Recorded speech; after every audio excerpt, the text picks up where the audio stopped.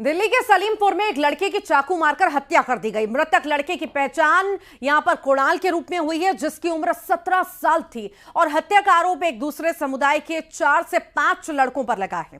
Salimpur police station में मामला दर्ज कर लिया गया है। आपको बता दें, अपराधी की पहचान करने और उसे पकड़ने के लिए टीमें तैनात कर दी गई हैं।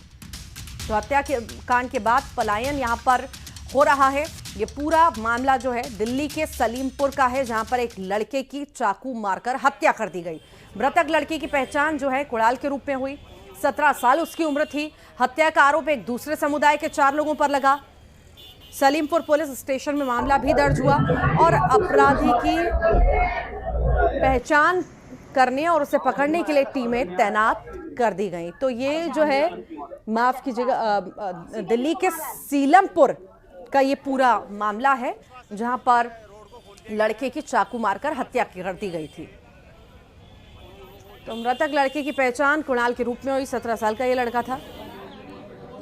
मुझे कुछ नहीं चाहिए, मौत को मौत चाहिए।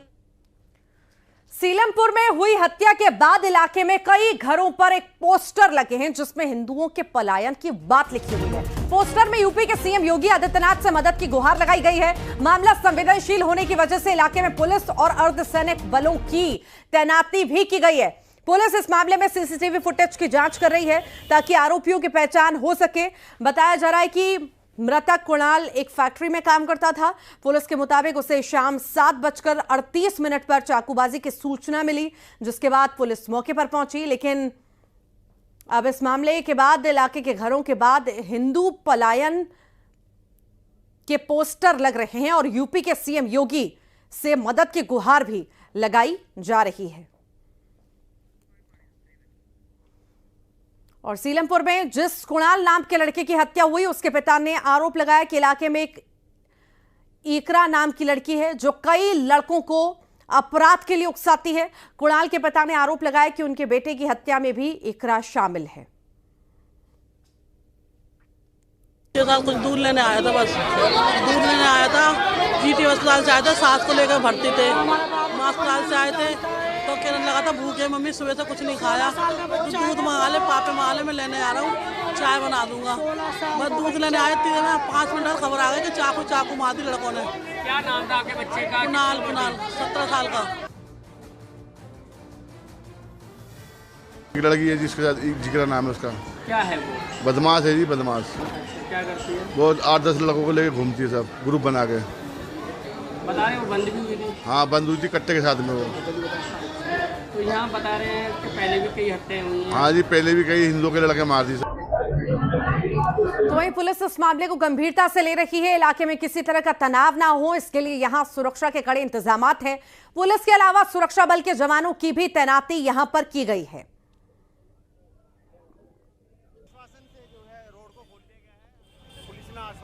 वहीं सीलमपुर में युवक की हत्या के बाद इलाके में लोगों का विरोध प्रदर्शन भी शुरू हो चुका है।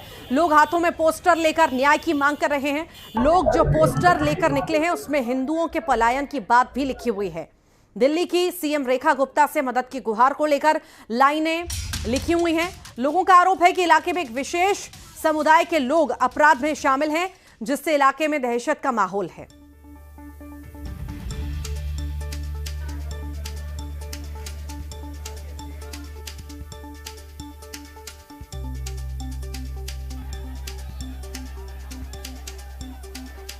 सीलमपुर दिल्ली का ये पूरा मामला है और पोस्टर आप देख पा रहे होंगे, प्रदर्शन आप देख पा रहे होंगे, किस तरह से यहाँ पर लोग सड़कों पर उतर आए हैं, हाथ में पोस्टर लिए हुए हैं। बड़ी संख्या में लोग यहाँ पर इकट्ठा हुए हैं। एक विशेष समुदाय पर यहाँ पर आरोप भी लगाया जा रहा है, गलत गतिविधियों में शामिल होने के आरोप लगाए जा रहे हैं और यहाँ पर कार्रवाई की मांग भी की जा रही है। साथ ही साथ ये भी कहा जा रहा है कि कई सारे हिंदू पलायन भी इस जगह से कर रहे हैं। अब जो है सीएम योगी से मदद की गुहार ये सब लगा रहे हैं। इनका कहना है कि यहाँ की स्थितियां खराब हैं और अलग अलग चीज़ों में लोग जो हैं इन्वॉल्व हैं, जो ठीक नहीं है। और हिंदुओं के पलायन की बात इनकी तख्तियों में, इनके पोस्टर्स में लिखी हुई है। अब ये प्रदर्शन लगातार जारी है। बड़ी संख्या में लोग इकट्ठा हो चुके हैं। जगह जगह पर ये जो है पोस्टर इन्होंने लगा दिए हैं। विरोध यहाँ पर किया जा रहा है। चिन्हित जल्द से जल्द करने की मांग की जा रही है कि जो जो अपराधी हैं, जो जो गलत काम में लिप्त हैं, जल्द से जल्द उनकी गिरफ्तारी भी हो। तो सीलमपुर दिल्ली का ये पूरा मामला है जिसमें अब कहीं ना कहीं मामला गर्माता हुआ नजर आ रहा है और गिरफ्तारियों की मांग भी हो रही है। कई सारे आरोप भी इस मामले में लग रहे हैं।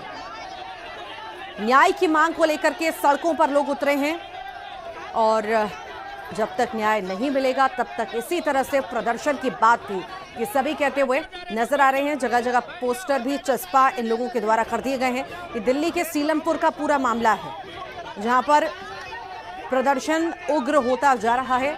लोग हाथों में पोस्टर तख्तियां लिए न्याय की मांग कर रहे हैं।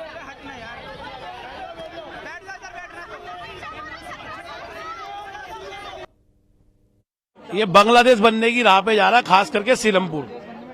कोई यहाँ पे हथियार लेके जाना, हमें हथियार लेके आना, हमें हर 13 से 14 साल के बच्चे में आपको हथियार मिलेगा। और ज्यादा कर नाई की जो दुकान होती है ना, हेयर ड्रेसर की कटिंग की मशीन, जो कटिंग की दुकान होती है, सबसे ज्यादा मजमा वहां लगता है। सबसे ज्यादा हथियार लेके लड़के वहां खड़े होते हैं। आने आने वालों को रोकना टोकना, लूटा पाटी खुलेआम होता। प्रशासन का कोई कंट्रोल नहीं है।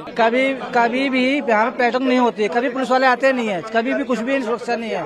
हिंदू खतरे में ही है, यहाँ पे दिल्ली के मुस्लिम खतरे में ही है।